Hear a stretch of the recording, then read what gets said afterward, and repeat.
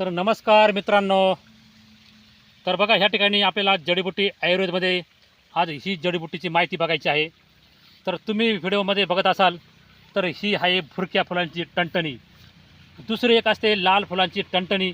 तिचा व्हिडिओ मी अलग बनवल, वेगळा व्हिडिओ बनवल. ती ह्या भागामध्ये मिळत नाही, ती जुन्नरच्या पूर्व भागामध्ये मिळते आणि ही पश्चिम भागामध्ये मिळते. हिला गंधारी पण म्हणतात.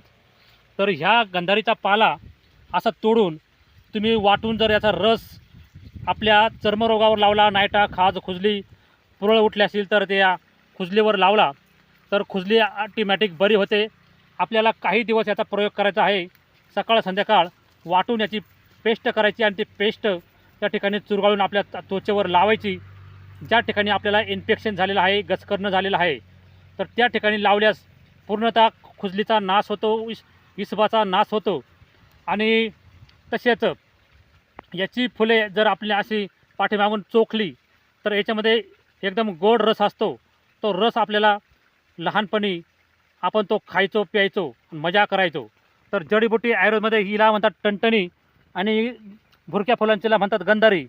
टणटणी पण म्हणतात आणि गंधारी पण म्हणतात. पण आमच्या इकडं पूर्व भागामध्ये जी लाल फुलांची टणटणी आढळते तिला टणटणीच म्हणतात, परंतु हिला जास्तीत जास्त टणटणी नावाने ओळखले जाते. तर अशा प्रकारे जनावरांनासुद्धा जर काही जखम झाली असेल तर जखमेवर याचा पाला वाटून लावला, बांधला, याची पेंड बांधली तर जखम लवकर भरून येते. आणि माणसांना पण जर जखम झाली असेल, कुठलीही जखम झाली तर याचे पेस्ट आहे त्याच्यावर बांधली, वाटून लावलं तर जखम लवकर भरून येते आणि जखम पिकत नाही आणि कुठल्याही प्रकारचं पॉयझन होत नाही, जखम लवकर कोरडी होते. तर अशा प्रकारचा जखमेवर हा टणटणीचा, गंधारीचा उपयोग करावा. जडीबुटी आयुर्वेदामधून तुम्हाला अनेक प्रकारच्या जडीबुटींची ओळख आणि फायदे, औषधी उपयोग मिळणार आहेत.